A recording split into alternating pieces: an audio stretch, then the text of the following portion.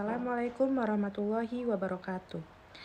Izin memperkenalkan diri, nama saya Asa Aulia Faridi dengan NPM 2452011086 dengan mata kuliah Hukum Tata Negara kelas Ibu Marta Riananda SHMH. Pada video kali ini, saya akan menjelaskan bagaimana konsep negara hukum dalam perkembangan demokrasi di Indonesia pada saat ini.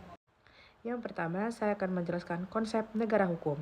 Negara hukum adalah negara yang kekuasaan pemerintahannya dilindungi dan dibatasi berdasarkan hukum.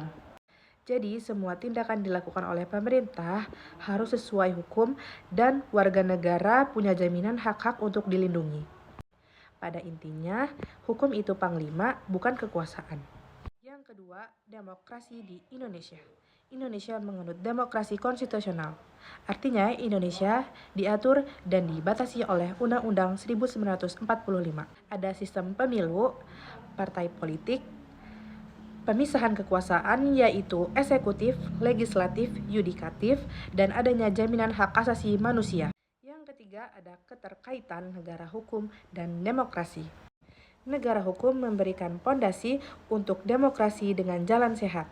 Dengan contoh, yang pertama, pemilu harus jujur dan adil sebagaimana diatur oleh Undang-Undang Pemilu.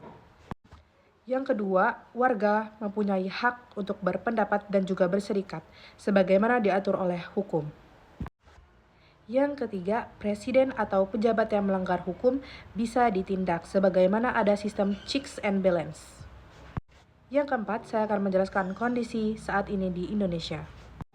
Secara formal, Indonesia sudah mempunyai semua perangkat negara hukum dan demokrasi, tetapi dalam praktiknya masih banyak tantangan.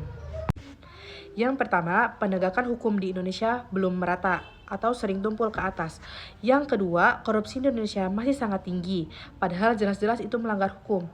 Yang ketiga, politik hukum kadang dibuat untuk menggantungin kelompok tertentu, bukan rakyat. Yang keempat, kebebasan sipil sering dibatasi, misalnya pembungkaman kritik lewat UU ITE. Yang kelima, saya akan menjelaskan kesimpulan.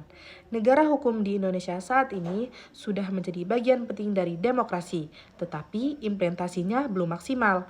Demokrasi butuh hukum yang adil dan penegakan hukum yang konsisten. Tanpa itu, demokrasi hanyalah formalitas saja.